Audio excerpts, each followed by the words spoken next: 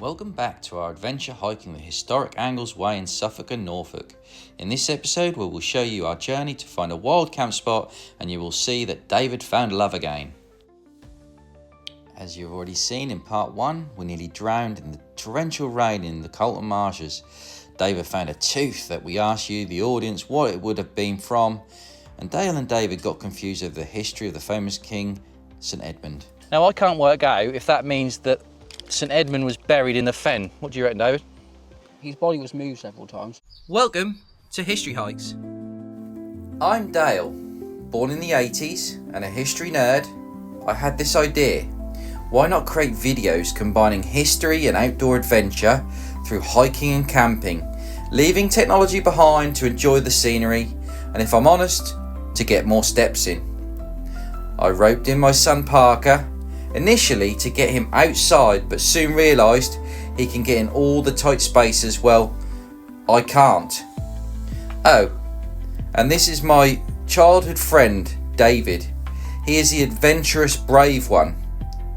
Together we will seek adventure and history, from ancient churches to wartime relics and old graves, even Roman walls and towns. Join Dale and friends as we explore our world and our past, leaving technology behind. This is History Hikes. Beacon up there, if you can see that, and that sort of reminds me that the Vikings would have sailed down this river when they were here in East Anglia, and they might have had beacons like that up there, not the same obviously, but you know, just to warn people that there was people up in that hill there. We've gone from sun cream to drowned rats and back and forward again a few times. But we're going to get to Beccles Quay in a minute, so hopefully we can dry off a little bit there and have a rest. And a coffee. And a coffee. David wants a coffee again. His second one of the day, or third. I had one coffee and one chai latte today, Dale. So 2 coffees then. No, there's no coffee in chai latte. Is it not? Unless you add one, that becomes a dirty chai then, Dale. There you are, every day's a school I think day. you had a dirty chai earlier then. Anyway, if you remember, I mentioned Bronze Age roundhouses on stilts in the marshes from previous programmes I've watched, or YouTube videos. Well, we've just got to a section of the River Waveney as we approach Beccles, and there's some information on a board that I've just read where they found wooden timber posts which may have marked a pathway. I think it was from around 75 BC. So 75 BC, just before the Romans, there were Iron Age people here in the marshes, which I'll show you in a sec. You can't see the posts, but you can see the general landscape. And then they've found Roman pottery and things here, while the authorities have been doing work in the marshes. So if I just turn you round, the river is here and it meanders all the way round there. But in this section here is where they found these timber posts and the Roman pottery. So that's quite interesting. That's right in line with what I like as a amateur historian, if you like. So let me just show you the board. So there's the pottery, and there is a picture of what it might have looked like. So there's timber posts coming through to perhaps where they used to grow. They're not actually growing vegetables, actually. I got that wrong. They're putting more posts in here. So it might have been a pathway for the Iron Age inhabitants here, leading to a village or a town near to where Beccles is, or even leading on to Beccles. But there you go. I knew in marshes you do find history, but obviously to the naked eye it's not visible. So it's research like this that really does help to develop what we know about our ancient ancestors.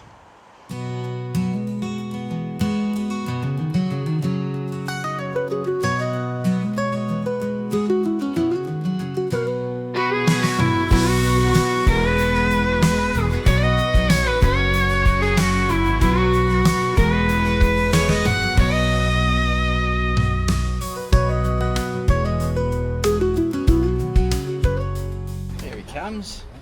Were they ready, were they? Yeah. What's this place called? The Quay Cafe. Beccles.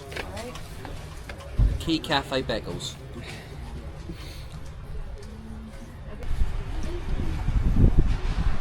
Show me Dairy Dunkers then. Dairy Dunker, my little kid. My little lunch. Black white looks alright. Oh, right. He's embarrassed. Right, we've just hit Beccles. Luckily, the Angles Way route takes us into the historic market town of Beccles. First registered in the Domesday Book of 1086. Yep, you're right. So we're going to go through Beccles. We're going to take you to the church. David's going to look for the oldest grave, as we usually do here on History Hikes, aren't you, Dave? It might be worth a mention, Dale, that our formative years are in Beccles, because we went to school here, didn't we? Yep. High school. We went to Beccles in this historic So Miss Easton, market if you're town. watching this. Miss Easton.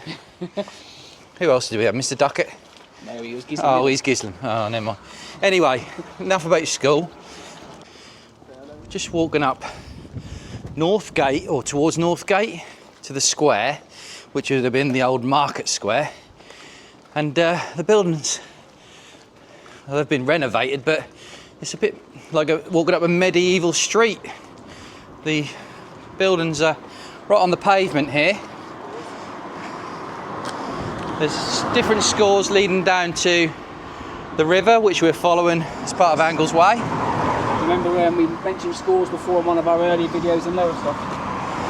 Yeah, if you haven't seen that video, we done one at Lowestoft, where they've got ancient fishing scores as well. But yeah, these buildings, I don't know how old these buildings are down here, but you're probably looking at, don't know, they probably, you know, there's probably foundations and timbers in these buildings that date back to the 1400s, I would say. Maybe even older than that.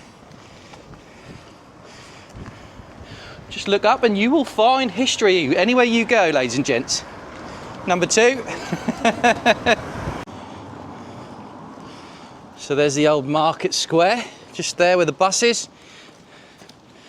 Signposted just behind that post over there near the white building. Oh, there's quite an old building there, David.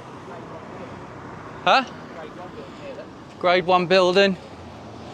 St Peter's House, Grade 1. Built on the site of a medieval church sold in the reign of Henry VIII. The brick facade dates from the 1730s. The magnificent Gothic revival rooms at the rear were added 30 years later. I'm sure he meant facade, yeah. Facade, yeah. Church is there, that's where we're now heading to the church. And there's a nice Tudor, early medieval Tudor building just there, look. So, lots of history in the square of Beccles. Right, David, we're at the church in Beccles, so what is your job? My job is to find the oldest grave I can, Dale.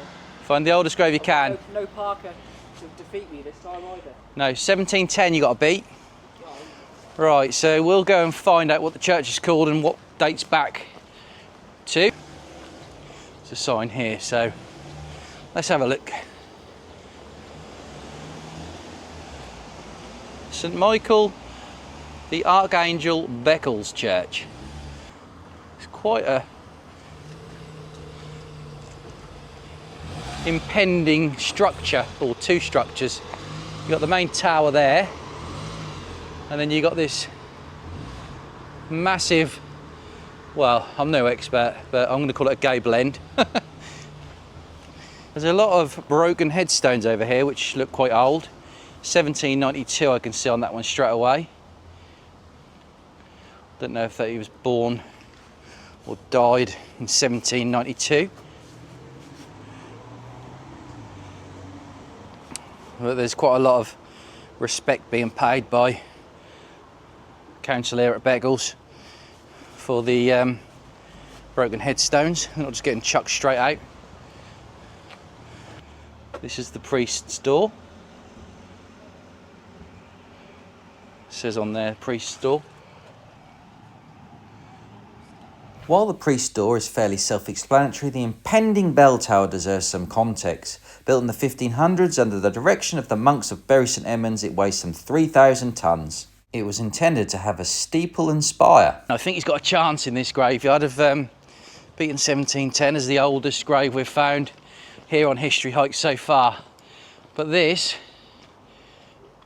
is a very impressive church indeed. The church was founded in 1369 as a truly spectacular medieval building. The church has been added to over the years, for instance the porch in the 1400s. In 1749, Lord Nelson's parents got married here in Beccles. The inside of the church was burnt in the Great Fire of Beccles in 1586. You can see signs of this looking closely at some of the church's pillars. Very impressive indeed. That lovely big stained glass window, all protected by mesh. Right, what's the oldest grave you've found today? What was Parker's oldest? 1710. Oh no, I can't, I'm afraid. 1755 is the lowest. 1755, is that the death or the born? Death. Death. But, a lot of them are illegible really, so. So if we just look over this balcony here, we can see why this church has been built here, because you've got the river, overlooking the river, a sort of a vantage point if you like. Beautiful scenery. David would have took a picture of that by now, I would have thought. Yep. But you're high up here for this road which is going to follow the river, and that's where we're heading. We're going to follow the river down Angles Way, so we're going to carry on. Right, we're just going through a rustic part of the journey here, and we've spotted two things. First thing over here, there's history all around if you look for it. Pilgrim's Way. Now often place names like that take after ancient or medieval, ancient trackways if you like. Beccles town does have its own pilgrimage history, particularly relating to Cardinal Wolsey's pilgrimage route from St Peter's Church to the Shrine of Our Lady of Grace. It was at this point we downed bags and I cracked out the salami to share with David, and we talked about camping later on tonight. How many miles have we done? Well now, I reckon about 10, haven't we?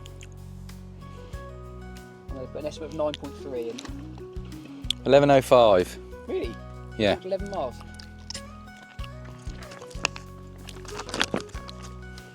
Yeah, I have another couple of bits. Very much. We're feasting like Henry VIII here. Right, what I've noticed actually, while we're stopped, in the distance there, just in that tree line, you can see a Saxon church. It's like a round tower.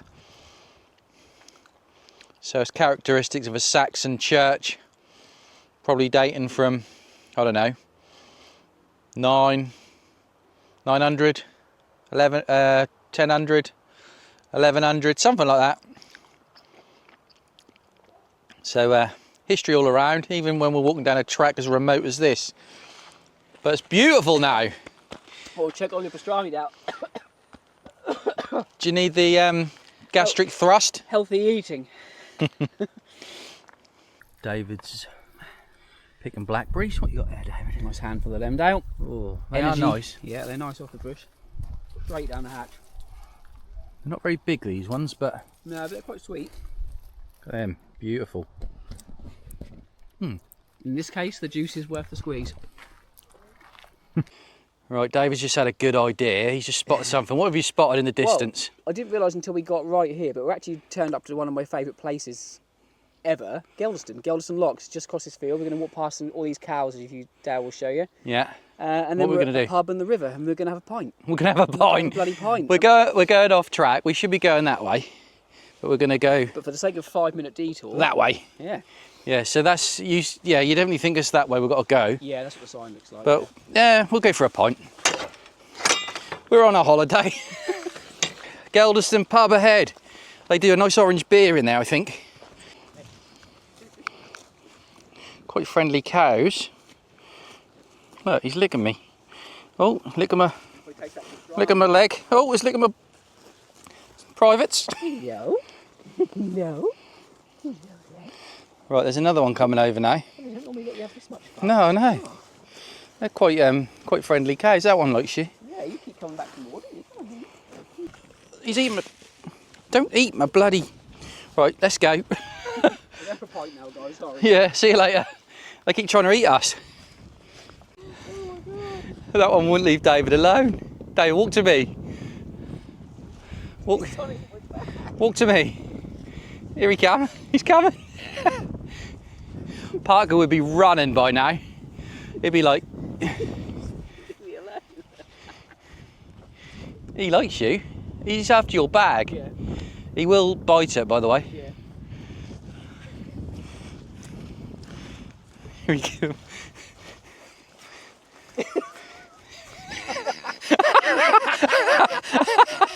What are you doing? He's pulling you back. He wants you to stay. Oh, what do you think I've got in there? What can you smell in there? Like, there's nothing a cow can eat in my bag. Is there? There's nothing for a cow, not even a nice one like you.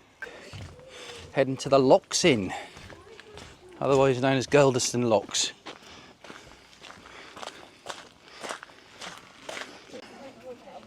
Got your tops, but I don't know if you needed it in the Thanks. hazy IPA. Oh, nice. Yep. Beautiful. Oh. She even let me taste it first. Yeah. Is she? Yeah. Cheers. Cheers. Detours. To Detours. Dad's going to pop the drone up. We haven't used it yet today, so he's getting itchy fingers. There he is, look. Fine specimen of a creature, isn't he? There he goes.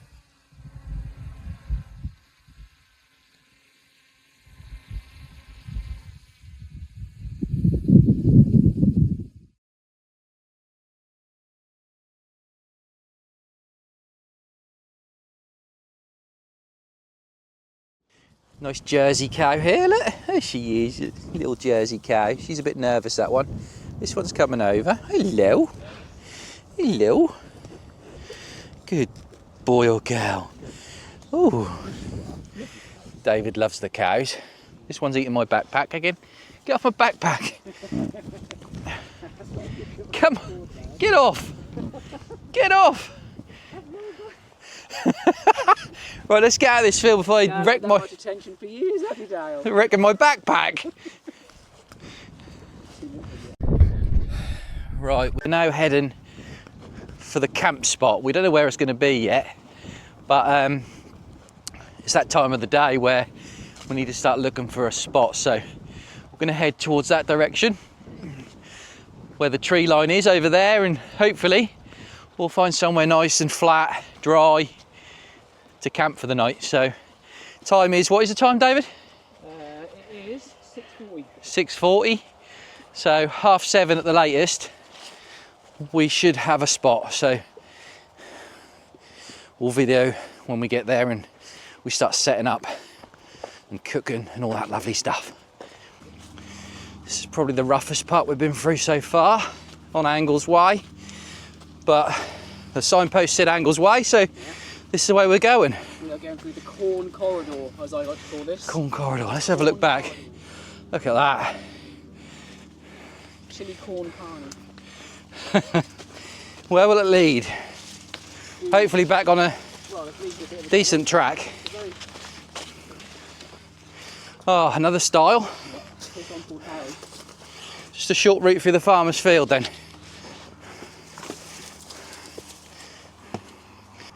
Just follow the path. As Dale and David tried to work out what church they were looking at in the distance, the light was clearly fading. What we didn't realise was we were about to take a wrong turn and spend an hour trying to get back en route.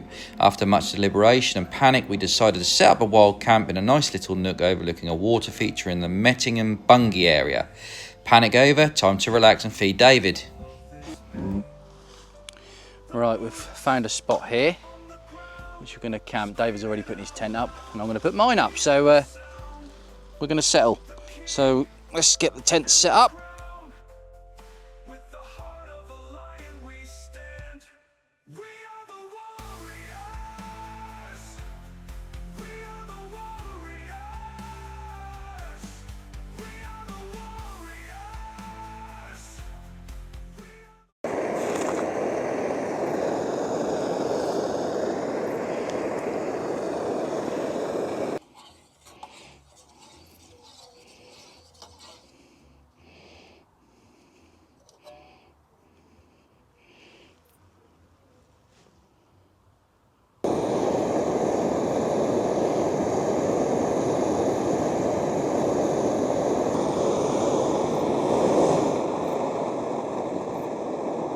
You got your little tin hut, tin mess thing.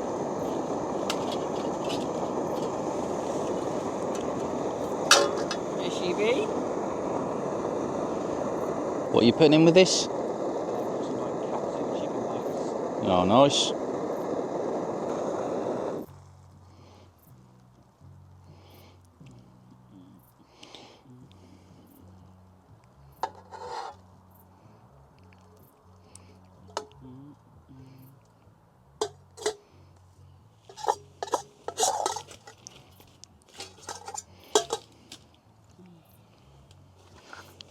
There you go.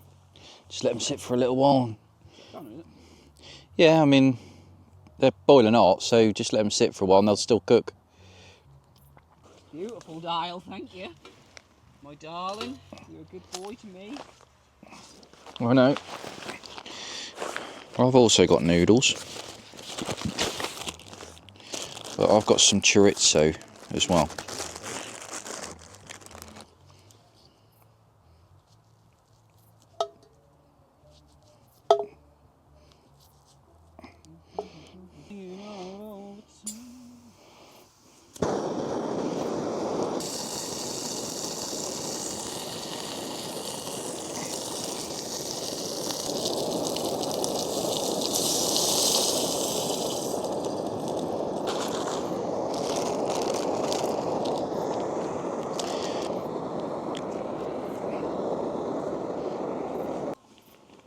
We actually go through Bungay, will we?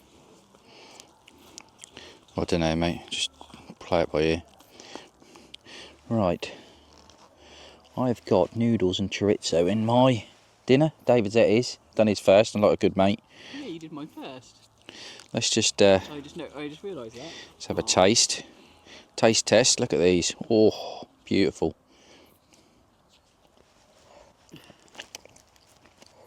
Very hot. Gonna let them cool down a bit first, but